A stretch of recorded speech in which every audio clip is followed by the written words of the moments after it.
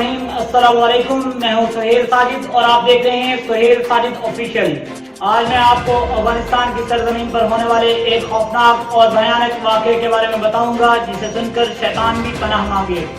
اس ظلم اور بربریت کی شروعات امریکی حملوں کے ساتھ شروع ہوئی۔ امریکی اور نیٹو افواج نے اپنی بھرپور قوت کے ساتھ افغانستان پر ٹنوں کے حساب سے بارود برسانا شروع کیا، جس کا مقابلہ افغان طالبان نہ کر سکے اور انہیں وقتی طور پر بدترین شکست ہوئی۔ ناظرین محترم، 25 نومبر 2001 جب مزار شریف میں افغان طالبان نے رشید دوستم کی افواج کے ساتھ ایک معاہدے کے تحت 3000 طالبان نے ہتھیار ڈال دیے۔ ان تمام طالبان کو 40 فٹ لمبے اور 8 فٹ اونچے اسٹیل کے کنٹینرز میں پگڑیوں اور داڑیوں سے پکڑ کر گھسیٹتے ہوئے ان کنٹینرز میں بند کر دیا گیا۔ ہر کنٹینر میں تقریباً 200 افراد تھے اور ان کنٹینرز میں کسی طرح کی ہوا کا کوئی بندوبست نہیں تھا۔ ان میں کل 1250 طالبان اور باقی دیگر قومیت کے لوگ تھے۔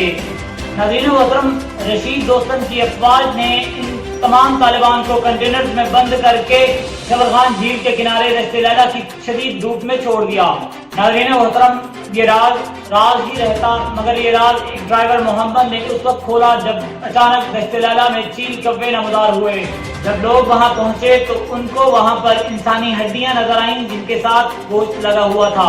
ناظرین محترم، جب اسی جگہ کو کھودا گیا تو 5 فٹ اونچی اور 6 گز لمبی قبر میں طالبان کی لاشیں پڑی ہوئی تھی۔ اس ڈرائیور محمد نے بتایا کہ کنٹینرز کی روانگی کے چند گھنٹے بعد انہوں نے کنٹینرز کو پیٹنا شروع کر دیا اور اندر سے عجیب قسم کی بھیانک آوازیں آ رہی تھیں۔ ہم مر رہے ہیں، ہماری سانسیں بند ہو رہی ہیں، خدا کے لیے ہم پر رحم کرو۔ ناظرین محترم، ڈرائیور محمد نے مزید بتایا کہ مجھے ان پر بہت ترس آیا اور میں گاڑی سے نیچے اترا تاکہ ان کی کوئی مدد کر سکوں، مگر تب ہی وہاں پر رشید دوستم کے فوجی آ گئے جو کہ شدید غصے اور غضب کی حالت میں تھے۔ انہوں نے مجھ سے پوچھا کہ تم یہاں کیا کر رہے ہو، جس پر ڈرائیور محمد نے جواب دیا کہ میں دیکھ رہا تھا کہ قیدی کہیں بھاگ نہ جائیں۔ اس کے بعد جب فوجی چلے گئے تو اندر سے ایک شخص بولا کہ کیا تم مسلمان ہو، اور فوراً اپنی زبان سوراخ سے باہر نکالی اور کہا کہ دیکھو، شدید پیاس کی وجہ سے ہماری زبانیں پھٹ چکی ہیں۔ تو پھر ڈرائیور محمد نے ایک خالی بوتل میں پانی بھر کر اندر پھینکی، جس کے بعد پورے کنٹینر سے الحمدللہ کی آوازیں آنے لگیں۔ ناظرین محترم، ڈرائیور محمد کے مطابق کچھ اور ڈرائیور نے بھی مدد کی کوشش کی، مگر رشید دوستم کے فوجیوں نے دیکھ لیا اور 5 ڈرائیورز کو بندوق کے بٹ سے زخمی کر دیا۔ ناظرین، ڈرائیور محمد کے مطابق اس کے کنٹینر کے 200 افراد میں سے 176 افراد زندہ بچ گئے۔ ناظرین محترم، ایک ٹرک ڈرائیور ایسا بھی تھا جس کے ٹرک میں موجود طالبان نے پاکستانی 45,000 روپے دے کر کنٹینر میں سوراخ کروا کر پانی حاصل کیا اور اس ٹرک کے 150 افراد زندہ بچ گئے۔ ناظرین، ایک اور ڈرائیور عبداللہ کے ٹرک سے صرف 20 افراد زندہ باہر آ سکے۔ اس قافلے کے تمام افراد کے ہاتھ پاؤں بندھے ہوئے تھے اور ان میں 1500 پاکستانی، باقی عرب، افغان اور چیچن تھے۔ اس ڈرائیور عبداللہ کا کہنا تھا کہ پہلے چند گھنٹے اطمینان سے گزرے، مگر اس کے بعد لوگوں نے کنٹینر کی دیواروں پہ مکے مارنا شروع کر دیے، پھر ایک دوسرے کے کپڑوں پر آیا ہوا پسینہ چوسنا شروع کر دیا اور آخر میں بالکل ہی پاگل ہو گئے۔ بھوک اور شدید پیاس کی وجہ سے ان کی حالت غیر ہو گئی اور پھر ایک دوسرے کو کاٹنے لگے کہ کہیں پانی نام کی کوئی چیز میسر آ سکے۔ ناظرین، اس سارے آپریشن میں جنرل دوستم کا ساتھ امریکی فوج کی کمپنی 595 دے رہی تھی، جس کا انچارج کیپٹن فیشے تھا، جو کہ اس دوران اسی علاقے میں موجود رہا۔ جبکہ اپریل 2002 میں ایک انصاف سٹی اسمبلی میں کیپٹن فیشے کے حق میں ایک قرارداد منظور کی گئی اور اس کے بیوی بچوں کو بلا کر فوجی اعزازات سے نوازا گیا۔ ناظرین محترم، یہ جنگ کا آغاز ہی تھا اور طالبان جانتے تھے کہ اس سارے ظلم کے محرک شمالی اتحاد کے لوگ ہیں، جن کی سرپرستی اور مدد امریکہ، بھارت، ایران اور تاجکستان مل کر رہے ہیں۔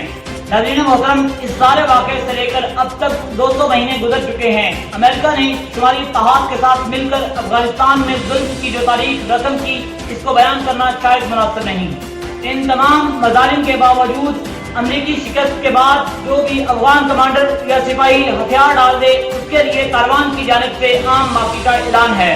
طالبان کے سامنے ایسے افغان کمانڈرز کو پیش کیا گیا جن کو وہ جانتے تھے کہ انہوں نے لاتعداد طالبان کو اذیتیں دے دے کر شہید کیا تھا، مگر طالبان نے ان ظالموں کو بھی معاف کر دیا۔ नाज़रीन मोहतरम, आज अफगानिस्तान के 80% से भी ज्यादा हिस्से पर तालिबान काबिज है, जबकि शुमाली इत्तेहाद का मसीहा अमेरिका रात के अंधेरे में दुम दबाकर भाग चुका है। जबकि भारत, जिसने पिछले 10 सालों में अफगानिस्तान में अरबों डॉलर की इन्वेस्टमेंट की थी, उसके खुफिया एहलकार और कमांडोज बगराम एयरबेस और दीगर इलाकों में अपनी पतलून छोड़कर चड्डियों में फरार हो चुके हैं। नाज़रीन मोहतरम, तारीख में लिखा जाएगा कि दुनिया की सुपर पावर ने जदीद जंगी सामान और हथियारों से लैस होकर चंद फाका कशों से जंग की और जिल्लत और रुसवाई सुपर पावर का मुकद्दर बनी।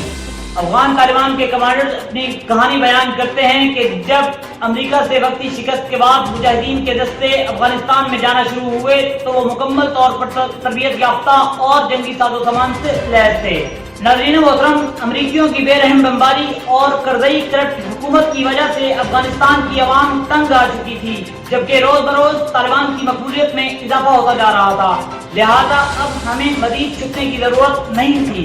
नाज़रीन मोहतरम, इन नामसाइल हालात में अल्लाह ताला ने हमारी मदद की। हमें महसूस होता था कि कोई गैबी मदद हमारा साथ दे रही है। इसके बाद अफगान तालिबान की मदद अरब ममालिक से शुरू हुई और अरब ममालिक से पैसा पानी की तरह बहकर तालिबान तक पहुंच रहा था। अफगानिस्तान के लोग तालिबान के साथ शामिल होने के लिए बेताब थे और तालिबान के पास मालो दौलत हद से ज्यादा हो गई थी। नाज़रीन मोहतरम, असल जिहाद 2005 में शुरू हुआ। जलालुद्दीन अफगानी के जंगजू तालिबान के साथ मिलकर लड़ रहे थे और यहाँ अफगान जिहाद में एक नया मोड़ देखने को मिला।